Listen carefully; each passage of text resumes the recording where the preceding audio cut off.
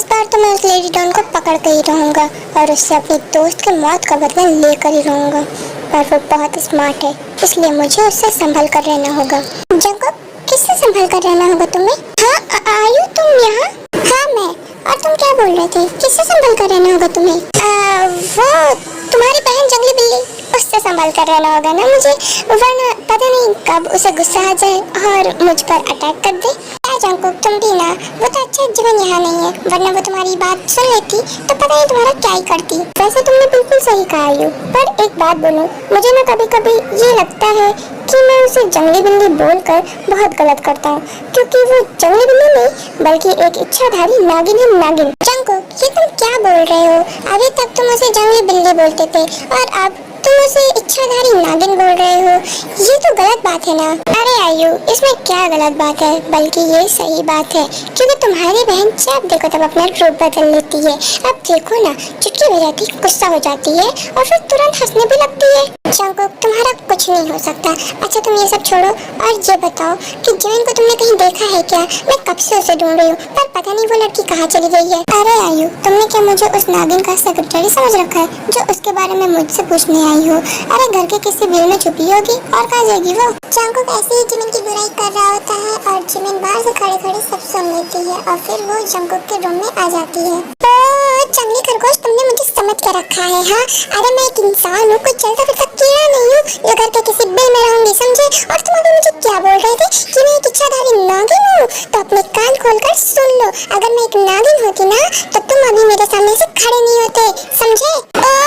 तो जंगली बिल्ली बाहर से छुप छुप के हमारी बातें सुन रही थी। तबा तबा तबा तबा, तुम्हें शर्म नहीं आई जंगली बिल्ली ऐसा काम करते हुए? चुप करो, और क्या ये तबा तबा लगा रखा है? और पहली बात कि अगर मेरे बारे में कोई बात करता है ना तो मुझे कोई शर्म नहीं आती उसकी बातें सुनने में, समझे तुम? हाँ, तुम तो कहीं की हुस्न की परी हो ना जो लोग तुम्हारे बारे में बातें करेंगे। हाँ हूँ, तभी तो तुम भी मेरे बारे में बातें कर रही थी। अरे बस भी करो तुम दोनों, आज ही पूरा लड़ लोगे, बात के लिए भी बचा लो कुछ। और जमीन तू कहाँ थी? कब से मैं तुझे ढूंढ रही हूँ पूरे घर में, तू थी कहाँ?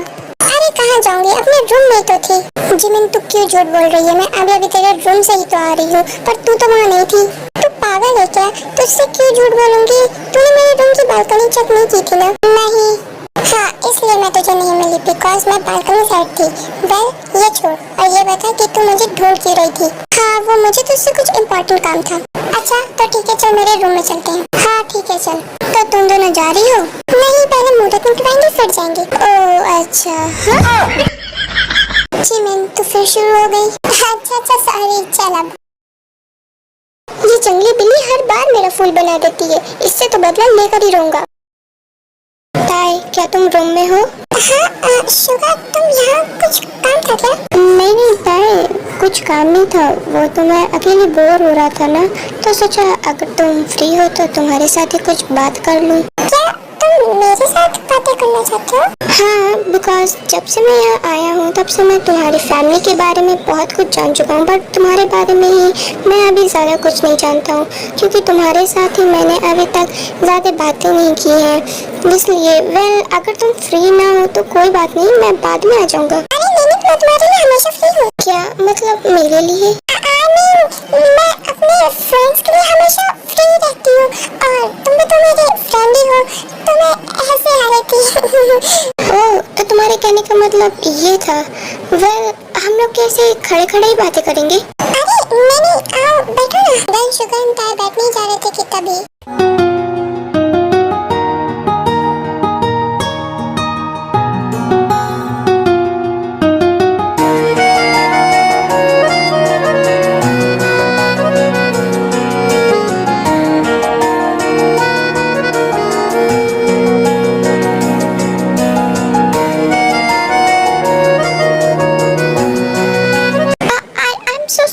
वो पता नहीं कैसे मेरा पैर फिसल गया और मैं तुम्हारे ऊपर गिर गया और ये सब हो गया। देखो मेरा कोई गलत इंटेंशन नहीं था, प्लीज मुझे माफ कर देता है। अरे शुगर रिलैक्स, मैं तुमसे गुस्सा नहीं हूँ, बिकॉज मैं जानती हूँ कि तुम कभी मेरे साथ ऐसा जानबूझ के नहीं करोगे, ये सब सिर्फ गलती से हुआ है। डोंट वरी, मैं तुमसे बिल्कुल भी गुस्सा नहीं हूँ। ताई तुम सच बोल रही हो ना? तुम मुझसे बिल्कुल भी नाराज नहीं हो? नहीं शुगर, मैं तुमसे बिल्कुल गुस्सा नहीं हूँ। थैंक्स ताई मुझ पर गुस्सा ना होने के लिए, बट फिर भी I am so sorry. It's okay sugar, मैंने कहा ना। अच्छा तर मैं अब चलता हूँ, वो क्या है मुझे कुछ काम याद आ गया ना, तो मैं बाद में आता हूँ, ठीक है? अच्छा ठीक है, बाय। बाय। बुआ जी, अरे जेनी बेटा तुम यहाँ पे, क्या वो कुछ काम था क्या? हाँ बुआ जी, वो मुझे ना आपसे कुछ बात करनी थी। हाँ हाँ तो बोलो बेटा, क्या बात करनी है? कैसे बताऊँ बुआ जी, वही तो समझ में नहीं आ रहा है। अब एक काम करिए ना, आप मॉम से बात कर लीजिए, वो आपको सब बता देंगी। एक मिनट रुकिए, मैं उन्हें कॉल लगाती हूँ। उसके बाद जेनी अपनी मॉम के पास कॉल लगाती है। हेलो मॉम, ये लीजिए, प्लीज बुआ जी से बात कर लीजिए। उसके बाद लीसा जेनी की मॉम से बात करने लगती है। थोड़ी देर बात करने के बाद लीसा फोन कट कर देती है। ओह माय गॉड जेनी बेटा, तुम्हारी शादी फिक्स हो गई है और तुम हो कि हम में से किसी को पता ही भी नहीं। दिस इज नॉट फेयर बेटा। अगर जिमिन और आयु को पता चलेगा वो तो तुम्हें मार ही डालेंगी। और तुम ऐसे चुप चुप से इतने दिन से, इतने दिन हो गए तुम्हें हाल में, तुम्हें बताना तो चाहिए था। मैं तुम्हारी बुआ हूँ, कम से कम मुझे तो बता देती। आई नो बुआ जी, आई एम सो सॉरी, पर मैं क्या करूँ, मैं इतने दिन से आई हूँ लेकिन मुझे कभी आप लोग को बताने का टाइम ही नहीं मिल पाया। आई एम सो सॉरी बुआ जी, प्लीज मुझे माफ कर दीजिए। अच्छा कोई नहीं बेटा, अब चलो नीचे चले, नीचे जाके सबको ये बातें भी तो बता दे ताकि तैयारी भी तो शुरू हो जाए तुम्हारी शादी की। वरना हम लोग के पास बहुत कम समय है और हम लोग लड़की वाले हैं, तो हम लोग को बहुत सारी तैयारियां भी तो करनी होगी। तुम्हारी फियांसे की फैमिली यहीं पे रहती है, तो वो लोग यहीं से शादी करवाना चाहते हैं, तो अब हम लोग को बहुत सारी तैयारी करनी होगी। तो चलो अब नीचे चलते हैं और सबको ये बातें बताते हैं। हाँ बुआ जी चलिए। उसके बाद लीसा और जेनी नीचे हॉल में चले जाते हैं जहाँ नैन्सी एंड जिम बैठी हुई थी। अरे सुनिए नैन्सी जी एंड जिनू जी, मुझे आप दोनों को एक बहुत बड़ी खुशखबरी देनी है। क्या हुआ लीसा जी, आप बहुत ज्यादा खुश नजर आ रही हैं, ऐसी कौन सी खुशखबरी है? अरे जिनू जी बात ही मत पूछिए, है ही ऐसी खुशखबरी। बिकॉज जेनी की ना शादी फिक्स हो गई है और अगले हफ्ते ही उसकी शादी है। अभी उसकी मॉम ने कॉल करके बताया। What? Oh my God jenny बेटा, तुम्हारी शादी फिक्स हो गई है और तुमने हम लोग को बताया भी नहीं। ओह माय गॉड, कांग्रेचुलेशंस बेटा, हम तो बहुत खुश हैं कि तुम्हारी शादी फिक्स हो गई है। I am so happy. Jinu भाभी ने बिल्कुल सही कहा जेनी बेटा, तुम्हारी शादी की हमें भी बहुत ज्यादा खुशी है। कांग्रेचुलेशंस बेटा। Thank you so much Jinu aunty and Nancy aunty.